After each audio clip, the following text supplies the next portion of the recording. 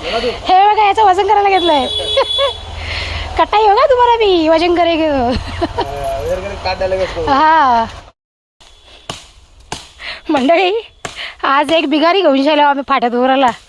लाकूड तोड्या माणूस घेऊन आलोय. लाकूड तोड्या येते का आमची ते बिर्याणी बनवायची आज बाबू. चल असू दे. तुझ्या काही कामाची नाही बिर्याणी ती. आता घेतलं चावल दवाला रॅशनवरून आणलेलं नावर घाण पाणी निघते त्या चावलांची. कसं रे तुला आवरा सगळा सुधारतं जन्मय. दगरा बिगराच्या पाचवाचा.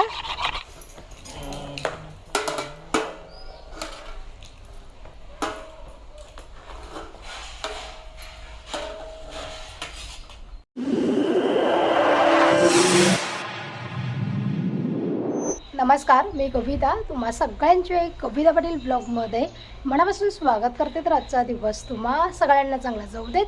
तुमच्या मनातल्या सगळ्या सगळ्या इच्छा पूर्ण होऊ देत अशी गणपती बाप्पाजवळ प्रार्थना करते. तर मंडळी आज आहे रविवार आणि छान अशा आपल्या ब्लॉगला मी सकाळी सुरुवात केलेली आहे. तर चल आता पोरं वगैरे झोपलेली आहेत. घरातली काही कामं आवरलेली नाही आहेत कारण की आज रविवार सुट्टी असल्यामुळे थोडंसं मी लेट उठली. थोडंसं म्हणजे 7:30 वाजता उठली. 7:30 पावणे 8 वाजता उठलेली आहे. तर त्याच्यामुळे आता कामं थोडीशी लेट होतीलच. आणि रविवार असल्यावर मला तर वाटतं प्रत्येक ताईंच्या दादांच्या घरामध्ये हाच प्रॉब्लेम होत असेल. कारण की रविवार एक असा आठवड्यातून एक दिवस मिळतो प्रत्येकासाठी की ज्या दिवशी माणूस थोडासा आराम करतो. सुट्टी असते त्याच्यामुळे.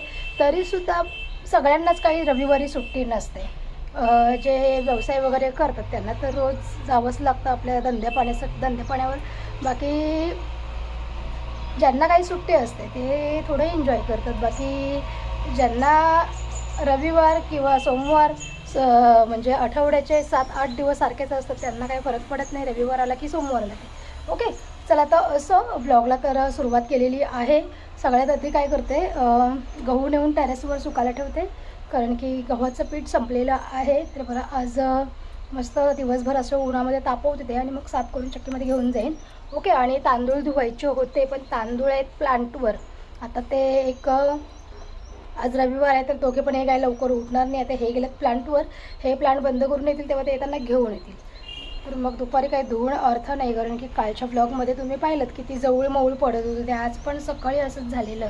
ह्यांनी मला तिकडनं कॉल केला आहे. बोलते ज्या सुकलेल्या पाट्या आहेत ना त्या आतमध्ये नेऊन ठेव, पाऊस आला तर अख्ख्या पाट्या भिजतील.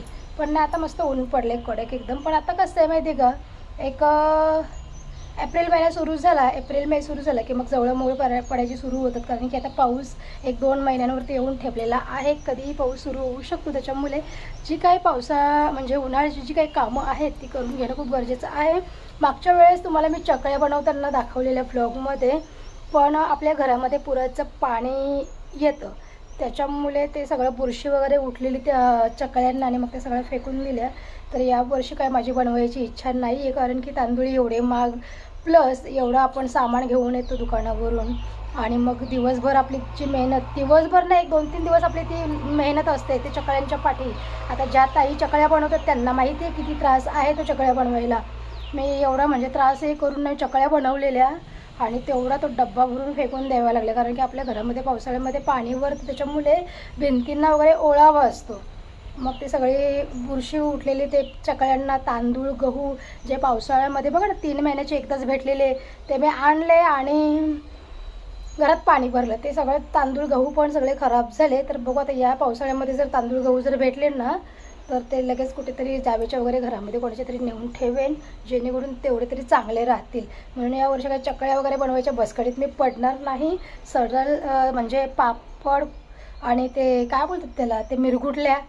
मला मिरगुटल्या खूप जास्त आवडतात. बघू भेटल्या तर म्हणजे आता मी ना एक याच्यावर बघितले ऑनलाईन डिलेवरी करतात ते. बघू त्याचा नंबर वगैरे सापडला तर नक्कीच घेईन त्यांच्याकडनं पापड वगैरे.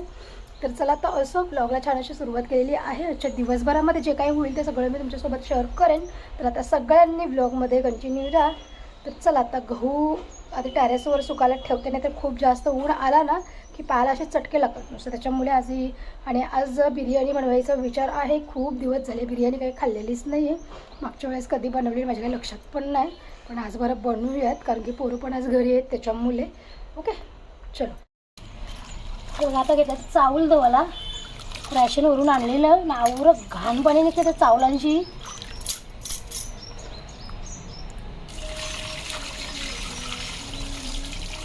केवढं घाण पाणी आहे.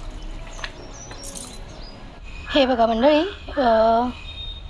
चावल आता धुवून झाल्याने एवढं हे 25 किलो चावल मी धुवून घेतल्यान. आता यांना जरासं निचलू दे बरं, त्याच्यानंतर मग टेरेसवर नेऊन टाकते. एवढी घाण निघाली नाही या चावलामध्ये बाबा, नुसता ते काळा काळाच पाणी निघत होता. एक 5-6 पाण्यामध्ये धुतलं तरी पाण्याचा रंग काही चेंज होत नाही. चला आता असो, आता 25 किलो घेतल्यानं धुवूनशा, अजून 25 किलो धुवायचं आणि ते बघू उद्या धुवेन मी, कारण की मग एवढं सुकवत घालायला पण त्रास त्याच्यामुळे. हे आज आणि उद्या 2 दिवस सुकवेन, त्याच्यानंतर मग ते तांदूळ धुवायला घेईन. आणि आता टेरेसवर गहू पण सुकत टाकायचं, कारण की गव्हाचं पीठ पण संपलं 2-4 दिवस झालं. आज बरं उन्हामध्ये टाकतंय, मग उद्या दळण करीन गहू तांदूळ धुण्याचं पण. आणि आता हेवी येईल का मग हे चावल टेरेसवरती जातील, कारण का आवरं चावलं हे काही मला एकटीला शक्य नाही ना, जेवून जावायला थोडे थोडे न्यावे लागतील.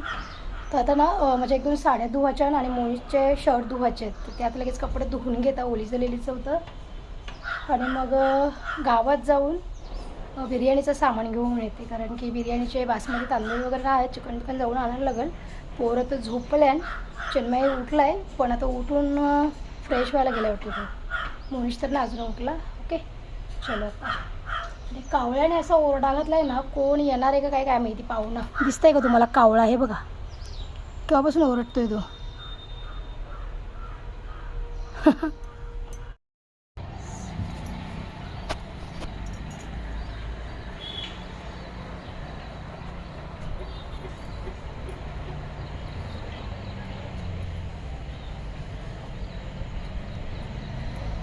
चटका लागतात मंडळी, पायाला चटका लागतात. डेंजर चटका लागताय, डेंजर.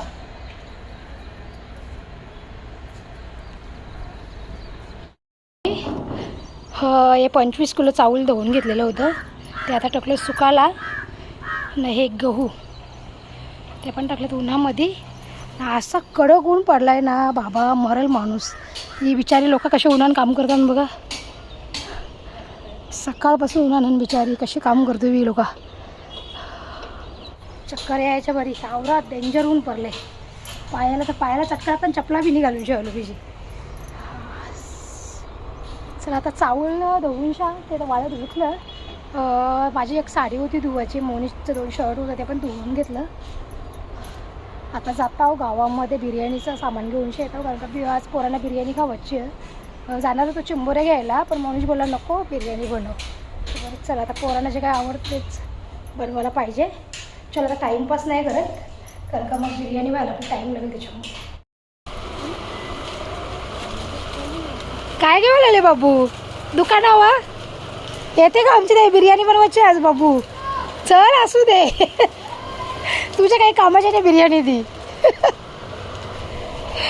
चला आता घेतला सामान, जाऊ आपण. हे बघा याचं वजन करायला घेतलंय. कटाई हो का तुम्हाला मी वजन करे. हा चला आता चिकन घ्यायला आलेलो. काय काय झालं शेंडा, काय झालं? हे बघा ते इथं आपली बिर्याणी रेडी झाली, बनवताना आज काही दाखवली नाही तुम्हाला, कारण का जाम काही गडबड झाली याच्यामुळं.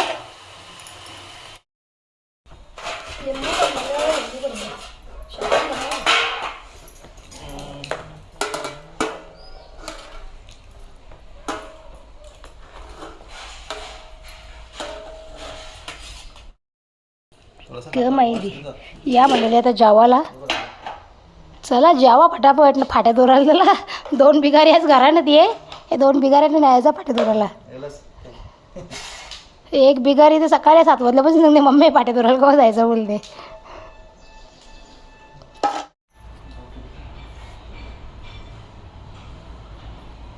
तू आवडली?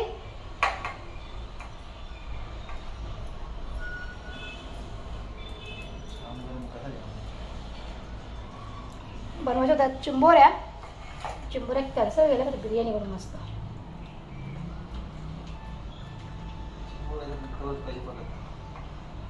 पैशांचं नाही, बिर्याणी खाल्ली तरी म्हणतोस. काय करते रे चिन्मय? सुरा बाजूला घेतली ग. मावरावला पडायचं आहे ग. इकडे बघा चॉपर बाजूला घेतले कसा. कसं रे तुला आवरा सगळा सुधारतं चिन्मय? दगरा बिगराच्या पाचवाचा. हा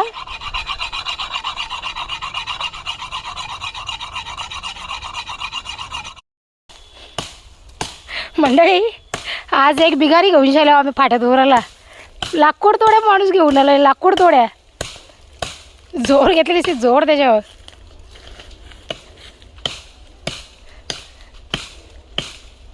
तू पण त्या दीपक अंकल सारखा आहे र. दीपक अंकल कसा जोर निसती जोर सगळ्या कामावरती.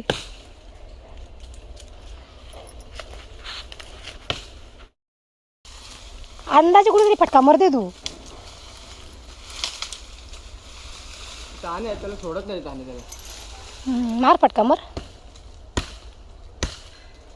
लवचिक आहे सारखा. फटका पण नाही बसत दर. लवचिक आहे ना म्हणून. चला मंडळी, आज परत आम्ही मस्त फाट्यात उडायला आलो. कधीपासून जायला पाहिजे होता पण त्या बिर्याणीच्या नादामुळे ते 2 वाजले तरी बिर्याणी काय व्हायचं. इकडे बघा दमला पोऱ्या दमला माझा. नाही फटकात नाही बसत तर काय त्याला दुरुतो. लवचिक आहे तो रबडासारखा. सगळे झाड तसेच होते. मी माहीत नाही बघ काय पहिलाच झाड आहे. लाकूड तोड्या माणूस आणले आज आम्ही. लाकूड तोड्या. मोनिश पण येत होता, बोलते मी पण येऊ का. इथे कोयत्याचा पत्ता नाही, तो एकच चॉपर आहे.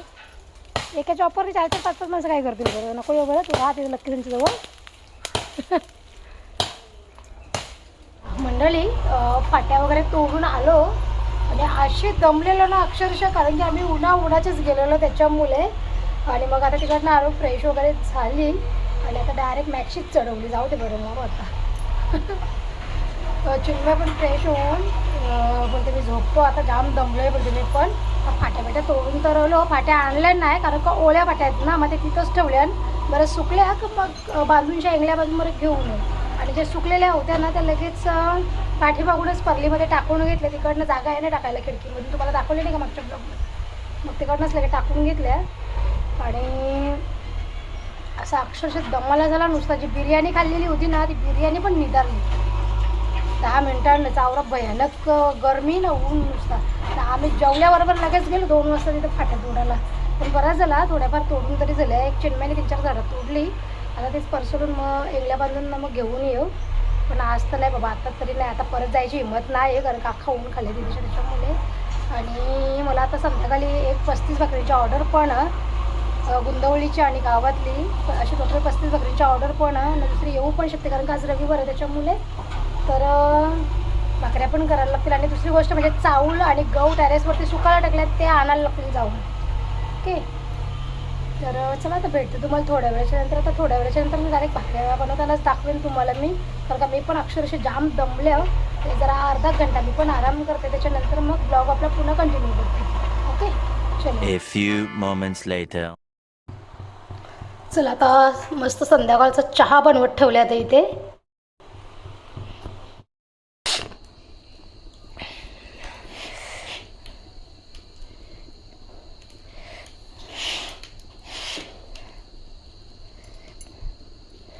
चलो